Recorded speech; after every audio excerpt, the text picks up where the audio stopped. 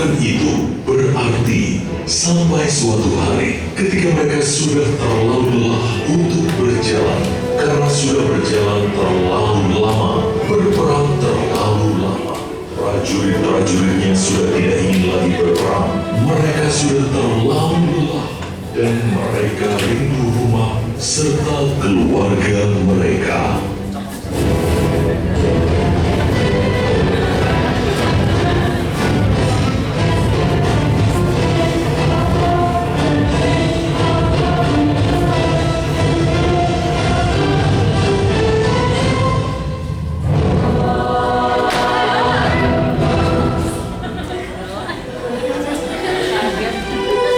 Suatu hari, seorang prajurit melaporkan kepada Jenderal Samila bahwa telah terjadi kehilangan bahan makanan di gudang penyimpanan makanan.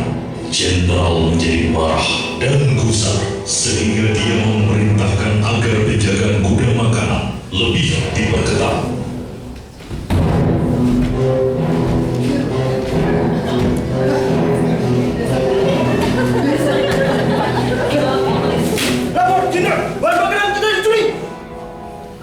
Kau bilang betul tidak? Kalian itu kerjanya apa? Prajurit, saya beritahu kamu harus jaga pergudangan, jangan sampai kebobolan. Mengerti? Mengerti. Laksanakan. Laksanakan.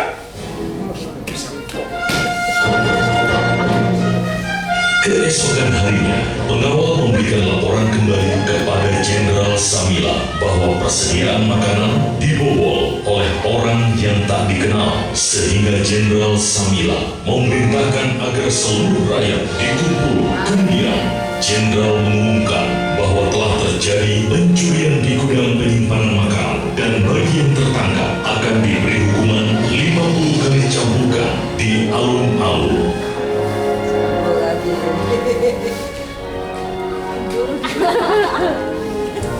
Jenderal, lapor. Bagaimana? Sudah ketangkap pencurinya?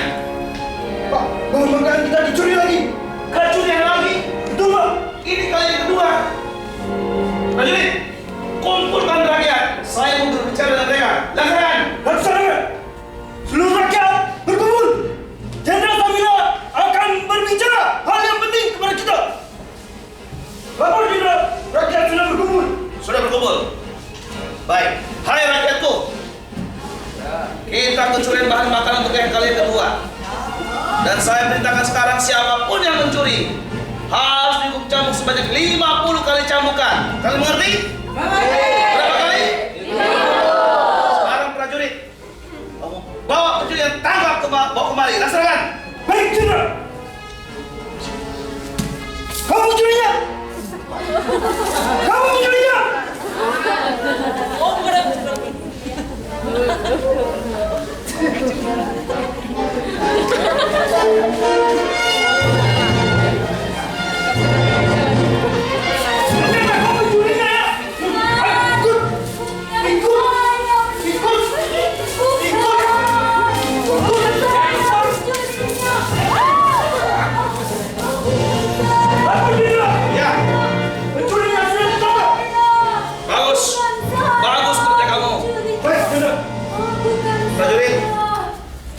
Saya kenal orang ini. Bukan tuh kepalanya.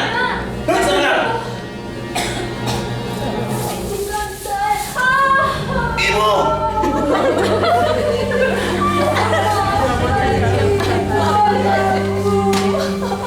Saat itu, Jenderal Samila mengalami dilema. Di satu pihak, ia sangat mengasihi ibunya. Tentu ia tidak ingin ibunya dihukum cambuk, tetapi di pihak lain ia harus menegakkan keadilan, yaitu hukuman harus dijalankan. Pada saat itu timbul perdebatan di antara rakyat, sebab ada sebagian yang setuju bila pencurinya dihukum untuk menegakkan keadilan, tetapi ada juga yang tidak setuju dengan alasan kasih.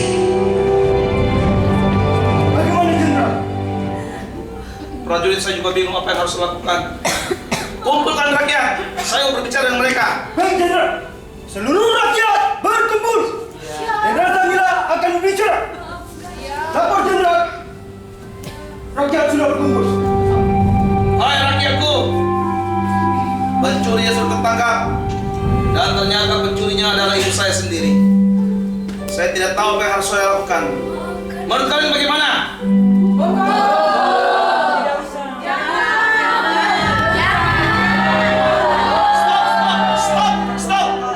Stop. Prajurit, keadilan harus ditegakkan, hukuman harus dijalankan. Sekarang cambuk sebanyak 50 kali cambukan. Laksanakan. Baik, Jenderal.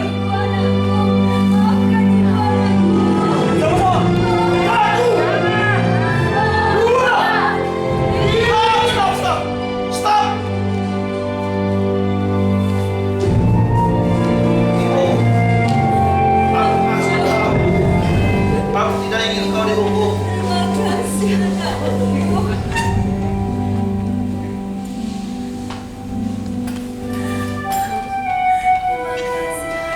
Prajurit, demi keadilan ditegakkan, hukuman dijalankan. Kamu cambuk saya sebanyak Kamu akan lakukan. 50 kali cambukan. Laksanakan.